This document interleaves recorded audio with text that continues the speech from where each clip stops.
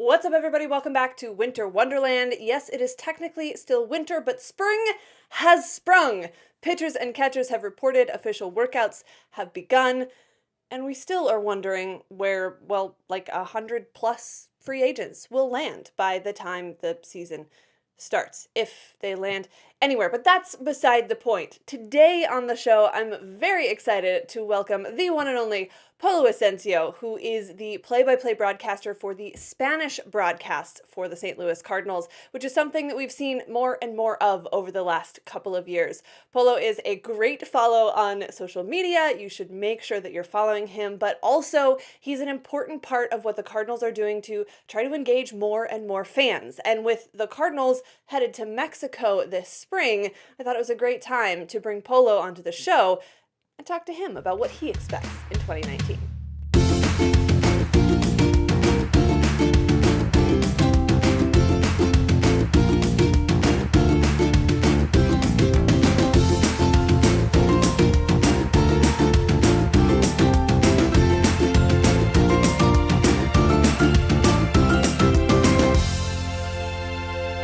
Polo, my friend, thank you so much for joining me this morning. It's one of those things where you see people on social media, then you get a chance to talk in person, thanks to technology. And I'm excited to have this conversation with you.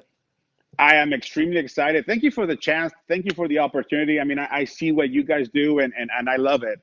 I'm new to San Luis, so anything I can pick up from people that actually been there before me, obviously, most everybody right now has been there before me. Hopefully, in a few years, somebody says, "Hey, I'm learning from Polo because he was here." But this, to me, this is not only more than an interview. I always consider it as chats. Even when I talk to players, when I talk to anybody, more than an interview is it's a learning process for everybody. I learn a little bit from you. You're gonna learn a little bit from me, and from there we can all be a happy family. I mean, it rhymed. I didn't mean to rhyme, but it did. Just works out that way sometimes. Yes. Before we dive into baseball, I got to start with Yes. this. You saw the conversation I had with Brad Thompson. Talked a Yes. little bit of boy bands there. There seems to Yes. be a slightly growing sense that you wish you would have been named as one of Brad Thompson's boy band picks. Brad and I have a love-hate relationship. When I met him, I mean, good-looking guy. I'm man enough to admit that he's a good-looking guy. I was like, whoa, Brad Thompson. Me being a baseball fan, I knew who he was. He says he knew who I was. I'm gonna believe it, right? But going to the boy band thing, my history with boy bands starts when I was about 6 years old in Tijuana, Mexico, where I'm from. My sister, Marisela, she was a huge fan of Menudo. If you guys never heard of the boy band Menudo, that is the boy band. 125,000 fans everywhere they went. And they are from Puerto Rico. And this is a conversation I've had with Bengie, my sidekick on the Spanish broadcast for the Cardinals, and obviously with Yadier. When I was a kid, being born in Mexico, you are not qualified to be in Menudo because you needed to be from Puerto Rico to be in that boy band. And the one thing that's different from Menudo than any other boy band, the kids started being part of the Menudo about 12, 13, and they will go on until their voice started to crack. So when they became teenagers or adults at 16, 17, they will, Polo, you're done because your voice is changing. You're not a boy, you're a man, and they bring somebody else in. So that's how that boy band. It was always a boy band. So that's how it started. It was back in 1981. So Brad, as you can see, my boy band fandom goes back probably before you were even born. I mean, the guy is like 38, so probably around there. And then from Menudo went on and on and on from, Backstreet Boys, obviously first New Kids on the Block, and then, of course, Backstreet Boys and NSYNC and all the new ones, One Direction, of course, but then before One Direction, the Jonas Brothers, come on, I mean, the Jonas Brothers, the Joe Bros, who doesn't like the Jonas Brothers? And of course, the one-hit wonder, Bop, the Handsome Brothers. So as you can tell, Tara, I am a worthy element for any boy band that comes out of the Cardinals broadcast booth. We may have to have Brad Thompson back on to see if he wants to amend his selections, or You just know, add someone else to the group. next time you go to the and then don't forget that during the caravan, the winter warm up we just had in San Luis this year, Bengie he went on stage and I made him dance. So Bengie can be a backup There you dancer because I go. don't think There you he go. can sing. Yadi can sing. I don't know if he'll be up for it, but he can sing. So hey, Brad, you know what, Brad? This is better. You and I'm looking at where there's the camera. Brad, this is for you. This is a challenge. Put together your boy band. I will put together my boy band. There we go. Mi grupo against your boy band, and let's see what's up. There you go. Middle of this, maybe like All-Star break, All-Star week. We'll have like a sing off or something We, between the boy bands. it's gonna happen. I know my band. I know my grupo is gonna be ready, There you and go. you watch. Challenge is on, Brad Thompson. I just somehow ended up in the middle of this, but I'm okay with it. I'm not mad You're about the it. instigator. You're the instigator. Yeah. All right. Let's. Girls. There, it's true, right? Let's circle back to baseball. And before Yes. we talk about the 2019 Cardinals, for people who maybe aren't familiar with how you ended up in St. Louis, you were with the Dodgers for a long time. Now you're with St. Louis, bringing this Spanish broadcast to so many fans in the area as well as around the country because Cardinals fans are everywhere. What brought you to St. Louis? What brought me to San Luis? An opportunity, a text, like you said, after me working with for Time Warner Cable, working with the Dodgers. Then in 2014, I started working for the Dodgers, not to Time Warner with Time Warner Cable anymore. It was a text from Eduardo Ortega. Eduardo Ortega, he is the broadcaster, the Spanish voice for the Padres for over 25 years.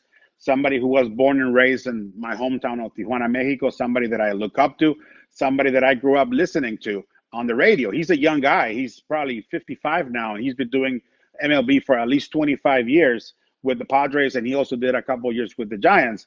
So he knew that I was ready after working with him for 1 year in the Mexican Winter Bowl. 2014, I did the Mexican Winter Bowl uh, for Aguilar de Mexicali, where he was doing radio and I was doing TV alongside Pedro Gutierrez, who also works for the Padres. And why is that important? Because those two people I've known for years, and they've seen me work hard when I was at Dodger Stadium with Time Warner Cable and with the Dodgers. And when Eduardo was in San Luis in 2016, he sends me a text and he always calls me Polito, even though I'm like 5'10, 5'11, I like to think, and 265 last time I checked. He always calls me Polito, like little Polo. He sends me a text, hey, Polito, I'm in San Luis. I heard that the Cardinals are looking for somebody to do 2 games at the end of this season, 2016. If you are interested, I think you're ready. If you want to, let me know. I can send you the contact of the person that you can contact. And what am I going to say? No. I mean, of course, that's something that I never even thought about, doing MLB play by play. But at that moment, I'm like, okay, I'm gonna go through with this. I sent a text to Kyle Garcia. Kyle Garcia used to be, he doesn't work there with La Que Buena anymore, who's the first broadcast partner the Cardinals had in Spanish. So Kyle Garcia, I got in touch with him. And after a few weeks of interviews and other people from actually established MLB broadcasters applied for this chance to do 2 games for the Cardinals in 2016. Kyle Garcia, thankfully, he picked me.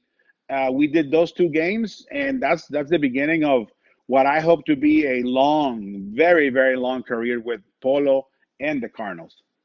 Well, from my perspective, the reaction to that has been great. But what's it been like for you getting responses and seeing the reactions from doing more and more games over the last couple seasons?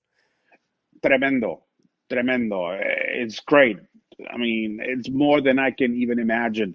The first 2 games we did again with Bengie Molina. The first game we did, it was a very controversial walk-off win for the Cardinals. I remember clearly. It was against the Reds. It was the ninth inning. The Cardinals were winning. Then the Reds tied it up the game. They tie up the game. Then the ninth inning comes along. Mike Carpenter happens to be at first base. Yadier Molina hits a ball over the left fielder's head. The ball bounces. I mean, I'm new to the stadium, so I don't really know the rules.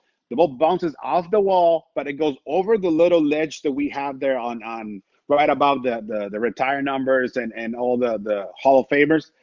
And it was supposed to be a double, but the umpires just let the ball roll. So Carpenter scores all the way from first on a hit by Yadier Molina, who happens to be the brother of my colleague there, Bengie Molina. So it was exciting. I mean, that call had a lot of play. We even made it to like top 10 on ESPN. MLB Network picked it up. So when that's the beginning of something, everybody picks it up. And seriously, I get chills every time I tell the story, and I have the video on my phone. That's how it started, and that was the beginning of something who's been great, something that has been amazing, so good, Tara, my friends, amigos, that this year, even against my will, because I said, no, you know what, it's too soon. I mean, I would love to have one, but it's too soon. Let's give it a little more time. Bengie Molina and Polo Ascencio are getting their own bobblehead on September 15 or 16, the weekend against the Brewers. It's on a Sunday.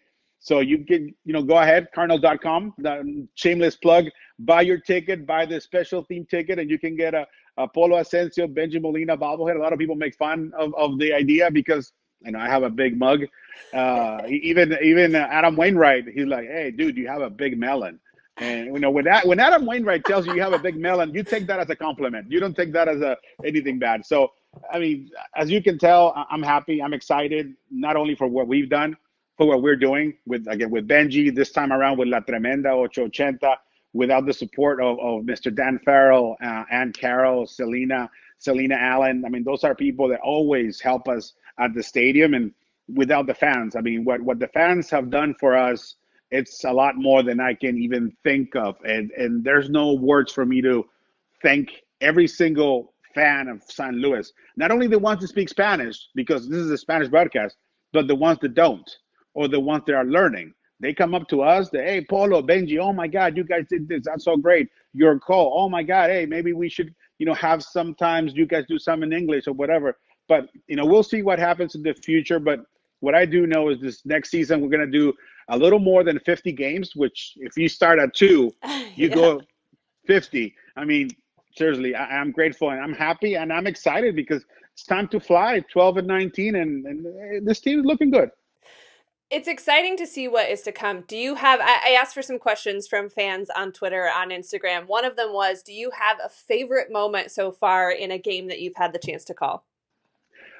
Aside from that one, because that's going to be forever my favorite one. Right? Hard to beat the first time you're there and that happens. I mean, it happens to be another Yadier Molina moment. No bias here. It just happens to be Yadier Molina. He's pretty good at those. He's pretty good at those. He's pretty good at those. It was against the Pirates late last season. Ivan Nova, fastball, boom, to Yadier, close. Yadi's on the ground. And if a ball puts Yadier on the ground, he's looking for revenge. The very next pitch hits a bomb over the left field home run. Everybody goes nuts. I go nuts. Bengie Molina goes nuts because imagine your brother. He is his biggest fan. Bengie is Yadi's biggest fan, second to none. And when that happens, sometimes I just stay quiet. I look at Bengie and I think of my brother. I think of my brother home, growing up in the dirt fields of Tijuana. They grew up in the dirt fields of Puerto Rico. So somehow I feel that connection. And to me, that moment, great. Just because what happened before, the pitch before, Ivan Nova tried to, put his men fortitude in there against El Capitán Molina. And then Capitán Molina said, hey, Ivan, chill. Capitán Molina, boom. That's one of the best and the most exciting moments for me. Yes. Let's start there talking about this team because Yadier Molina is the captain of this team. He is the heart and soul of the St. Louis Cardinals. Wait. You have to say Capitán. Capitán. There you go. All right. This team isn't what it is without Yadier Molina. So people keep asking, how long is he going to play? How much does he have left? What is it from your perspective that makes Molina so special when he can do what he does year and year and year and year in succession? I'm going to compare it to somebody that you really hate or somebody that you really love to hate. In this case, let's go Cardinal fans, the Cubs. Right now, everybody, Cardinals Nation, and I'm not going to talk about Chris Bryant or Anthony Rizzo or any of them, Javier Baez, because they're from Puerto Rico. They're actually from the same town. They're good friends. Yadi was at Javi's a wedding just 3 or 4 weeks ago.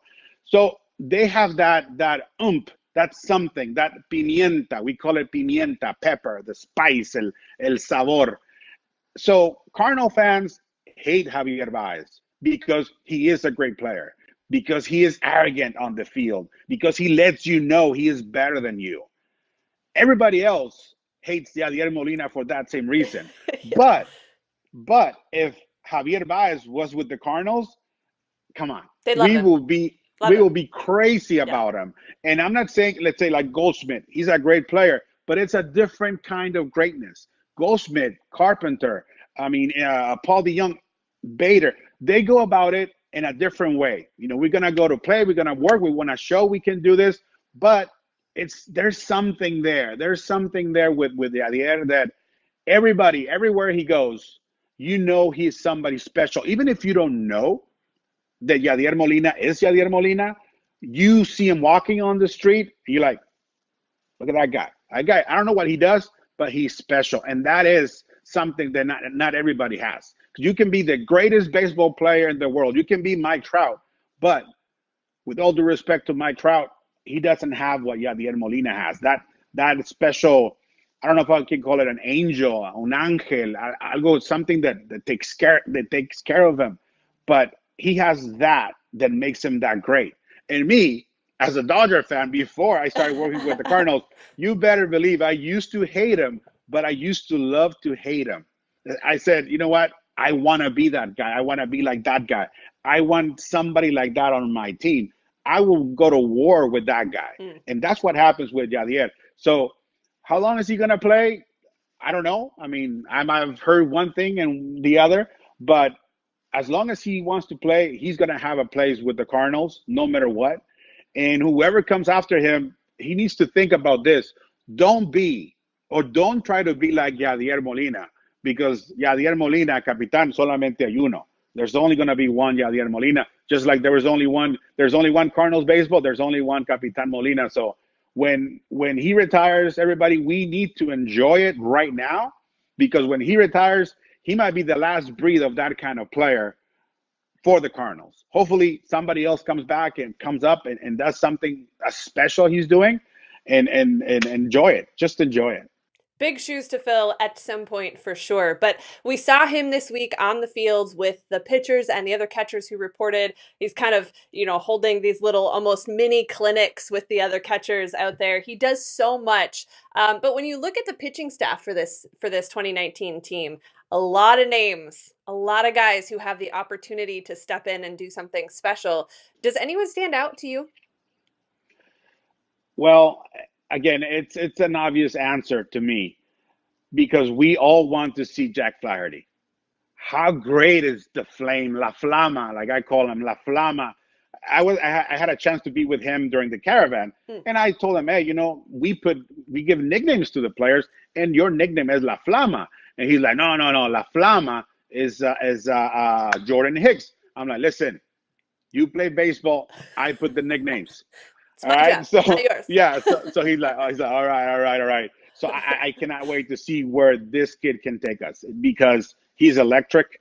He last year we saw twice this duel, and pay attention to Jack Flaherty and Walker Buehler with the Dodgers. We saw them battle twice last season, and they were great games, both of them, because of the way they pitch. So those two guys are gonna face each other, hopefully, God willing, and they both stay healthy for a long, long time. And those two kids are there for us to enjoy. But obviously, that's the Dodgers' problem. We have our Jack Flaherty. So I am excited to see Jack. And again, see where he can take it. Obviously, Michael was a big surprise last year. Carlos Martinez, electric again. But what kind of Carlos Martinez are we going to see? Alex Reyes, he even said it himself, I am tired of seeing my name on the prospect list. Yeah. I want to be a starter. I want to be established starter. So that's another one that we want to see, but we kind of know what he has in store. We are just waiting for him to be healthy and do it throughout the season. But I again, Jack Flaherty, I cannot wait to see what he brings, and hopefully we're all right because I just traded for him on my fantasy league. So hey, I gave up Chris Sale from Jack Flaherty. So hey, come on now. There you go. Important for him to have a good season. No, Yes. I was super impressed with him last year. And I think we all kind of had an idea of what he could be, but to see him step into that role so instantly, really at the major league level, was really impressive. I want to ask you about Carlos Martinez. Ben Goder actually on Twitter brought this up. There's been this kind of long running theme with Carlos Martinez in his major league career. The idea that sometimes he's immature, or he's too emotional, or he's too this, or his hair's too this, or his whatever is too that. There seems to be that narrative, and it's interesting to maybe see that from a different perspective. And you mentioned how there's a difference in the way that a Matt Carpenter or a Paul DeYoung bring their greatness to the field versus someone like a Yadier Molina or a Carlos Martinez even. Is that a fair way to say that there is a difference in kind of the style and the mentality of how they play this game that maybe not everyone quite understands? I didn't see anybody complaining last year when they were giving away those four different bobbleheads of Carlos Martinez. Uh-huh. You know, that's the way to see it. Every day, if he wants to change his, by the way, he cut his hair just recently, He did. so he went short, not as short as me, but hey, Mother Nature didn't bless me with those locks. Um, when you're excited to get a bobblehead from a player, there's because of something. You know, you're not gonna get excited to go get a bobblehead of the last guy on the bench for any team.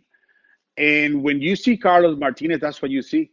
You see excitement. You see magnetism. You see a special aura. Again, one of those players, he can be somebody that maybe can somehow fill the void once Yadier decides to retire. Carlos Martinez is electric. Carlos Martinez is electric on and off the field. He is one of those players that any day can give you a no hitter, or any day can go south. One conversation I had last year with a couple guys, like how cool would it be to see Carlos as the closer of the team, because he has that electricity, that talent to be the closer. But somebody said, but he might not have the right mindset to be the closer. And then I said, but he's always ready to be the closer. You need to be ready all the time. And that guy, you know, he can be out having dinner late or having a couple of cold lemonades with his friends, but then he's one of the first ones on the field the next day. So he is always ready. Carlos Martinez has that magnetism, like I said. It's a mystery. You don't know if you're gonna get the purple, the red, the platinum, or the blonde Carlos Martinez. All I can say, with me, he's been great. With other people, he's been great. And don't forget, we obviously measure them by what they do on the field, but with his Tsunami Wave Foundation, he's done a lot of great for people, not only in San Luis, but Dominican Republic, Venezuela, and Mexico. So sometimes we forget that the players are also human. We just worry about getting their bobblehead, their autograph, their picture. But one thing that I always tell fans when they ask me for a picture or an autograph, I always tell you, how you doing? What's your name? What great, like, strike that 10-second conversation that might sound meaningless, but at the end of the day, that is what you're taking home. Because the autograph, you can lose it. The bobblehead, you can break it, but the memory is going to be there forever. And the memories Carlos Martinez gives us every time he comes to pitch, those are the ones that we're going to stick with. Hopefully, he takes us there to another championship. And I think he has, and we all know he has it. We all know he has it. It's just a matter of understanding that even though you might think he's not trying his best or his hardest on the mound, he's always trying his hardest. So Carlos Martinez is one of those guys that come on, or yeah, come on, you know. And I think people understand that by now. And I think he's the perfect player for a city like San Luis. It's a perfect player because of the way he is. The way he is in a city like, let's say, New York or Miami or LA, it might be a little different because of the population, because of a lot of maybe distractions that those cities give you. San Luis, it's a city that gives you a lot of entertainment, a lot of fun things to do because it's not boring. But at the same time, it always invites you to, hey, it's time to go home because tomorrow is time to work because San Luis is a city that works. I'm not saying all the other cities are not, but it's a city that tells you, okay, this is it. Go home because tomorrow is time to do it again. Carlos Martinez is that. He's enigmatic. He's exciting. And again, just like everybody in this team, I cannot wait what he can show us this season. Yeah, he's someone that to me is one of the most exciting players in baseball when he's right. It's just a matter of getting all of the moving parts working in the same direction at the same time Mm-hmm. as far as that's concerned. What his role is this year will be very interesting to watch as far as how long he stays in the starting rotation, if he moves to the bullpen, what has to change for those pieces to shift. A lot going on there as well. When you look at the addition of a guy like Paul Goldschmidt for this team, this was a team that could, at times last year, score a ton of runs. Then you add Paul Goldschmidt to that mix. There's a lot of offensive firepower here. Mm-hmm. There is. And this is something I was thinking about before we connected. Last season, it was not a bad season. It was a bad season because we didn't make the playoffs. But a player, let's say a player like Matt Carpenter, he had a tremendous late August and September, hitting, I mean, that weekend in Chicago, 6 home runs or whatever he did. He just destroyed the city of Chicago, baseball speaking. If he had done that at the beginning of the year, instead of hitting 195 or below 200, if he could have done that, let's say, use some of those home runs at the beginning of the season and help the Cardinals win 5 or 6 games at the beginning, we make the playoffs. So at the end, when you see the numbers, he had a great season, but he didn't have a great season because he started slow. He fixed it, and we all enjoyed it, and we are happy for it because, the salsa kicked in, and we had a lot of fun with that. So little things like that, people don't realize that can change the season. If we don't have, like Yadi, he was out for a month or so. Who knows what happens Yeah. if instead of being a month, he's there. We make the playoffs. So this team is ready to explode. With Goldie in the lineup, I'm excited. Again, I mean, maybe, hey, kids, the word of the day is excited. Every time I say excited, everybody jumps like Pee-wee's Playhouse or wherever it used to be. With Goldie, Osuna is going to be better. Paul DeYoung is going to be better. Matt Carpenter is going to be better. Bader is going to be better. Yadier Molina is going to be better if you believe that. Colton Wong is going to be better. It's a great problem to have right now, to have all those guys at least penciled in or penciled to have 20 plus home runs in the season. And don't forget, we have Jose Martinez, Cafecito Martinez ready. Hopefully, again, trade here, trade there. He's part of the Cardinals right now, so let's count on him to be part of the Cardinals. The same with RoboCop, as I call him, RoboCop, Tyler O'Neill. The guy is ready to kill it also. And the question, who's going to be the role player coming from the bench for the infield? Jed Jerko. I mean, he can be a starter anywhere. Yairo Munoz, he can also be one of those guys that can play a lot any other team. And then we have this kid that we got from Texas. So we have a whole team that it's very balanced. And I know everybody, everything, when you tweet this out, somebody's going to say, make a show when we sign Bryce Harper. Make a show when we sign Manny Machado. They're not signed here. Not yet. Maybe they will. I don't know. But let's enjoy what we have. And we have a really good team from 1 to 40, because I'm not going to stop at 25. I'm going to go 1 to 40 and beyond. This team is ready. And the Central is going to be a battle. It's going to be a fight with the Cubs. It's going to be a fight with Milwaukee. And how about those Reds? Matt Kemp, They're sneaky. Yasiel Puig, Alex Wood, Sonny Gray. I mean, those 4 guys alone, and I know I'm forgetting a couple more, those 4 guys are impact guys on any team. You add them to a team that has Joey Votto, Scooter Gennett, Eugenio Suarez. This is going to be fun to watch. But again, I know the Cardinals are ready. If you want to listen to them in English, fine. But if you can listen to them in Spanish, even mejor. I'm gonna have to work on my Spanish so that I can follow along a little bit better. It's a goal of mine. Not quite there Yes, yet, but maybe I'll listen in Spanish more often to help my my you learning have to. process. Um, You need to go to Spotify and just listen to music in Spanish. That's how I learned there my you go. English. Okay. Because I moved to the United States when I was 20. When I got married at 20, that's when I moved to the United Mm. States. I lived in Tijuana from birth till I was 20. And yes, English there is used a lot because we're border town with San Diego. And there's a wall that divides us because there's a wall already, people. And it's just one of those things that you just grew up picking up English here and there, but I picked it up, and I think I'm doing pretty well. Doing just fine as far as I can tell. So I'll work on my Spanish.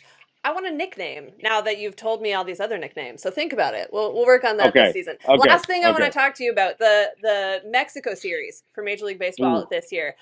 It's been so exciting for me to watch baseball go to some of these other places. Of course, the London series is happening this year as well. We've seen baseball go to some places where it's always so fascinating to me to hear, particularly American fans, talk about how baseball is dying and it's not as fun anymore. And then you see it go to these other places and you realize maybe it's not baseball that's the problem because fans love this game all around the world. How exciting is it for you to see this series coming up in Mexico?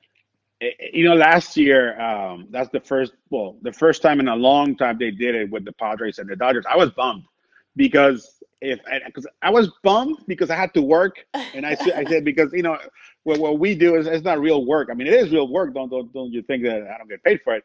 But when I saw the dates, I'm like, oh, I'm gonna be in San Luis, which it made me feel silly because I'm gonna be doing what I love to do. But then, I wish I wasn't because I could go to Monterrey and be part of the Padres and the Dodgers because I'm a baseball fan. I Yep. am a baseball fanatic. And now this year, when they told me last season that this was going to happen, I'm like, wow, it cannot get any better for me. For a kid born and raised in Mexico, grew up playing baseball in Tijuana, grew up watching baseball in Tijuana. One thing that a lot of people don't know in Mexico, baseball is year round. And when I say year round, I'm not talking about little league. I'm not talking about the Sunday leagues or weekday leagues. There's a summer league that starts in April and ends in September. Then there's the winter league that starts in October, ends in January. So you only have 1.5 months of no real professional baseball in Mexico. And there's teams from Tijuana, the north, all the way to Cancun in the south. And people enjoy it, people love it, people have fun.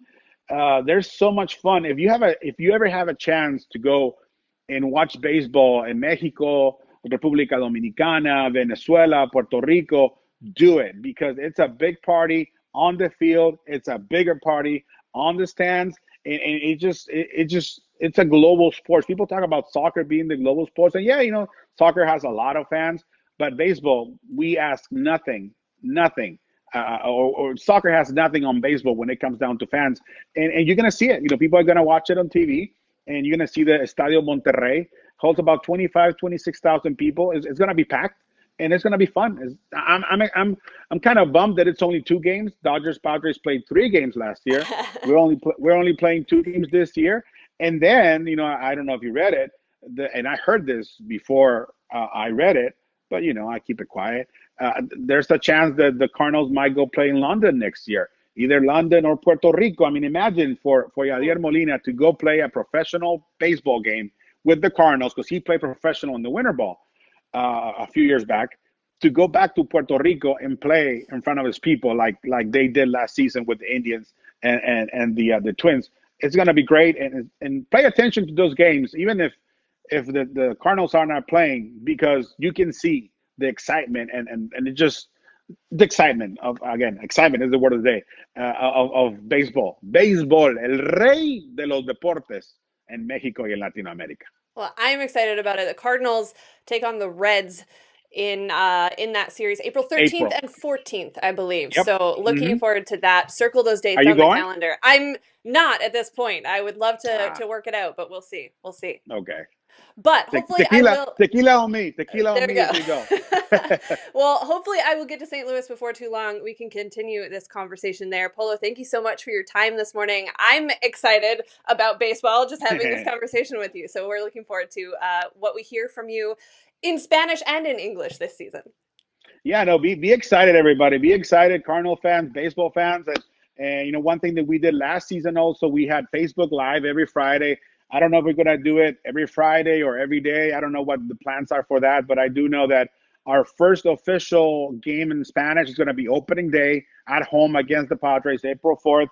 And every weekend you can catch Polo Ascencio, Bengie Molina en Español on La Tremenda 880, also MLB at Bat app worldwide.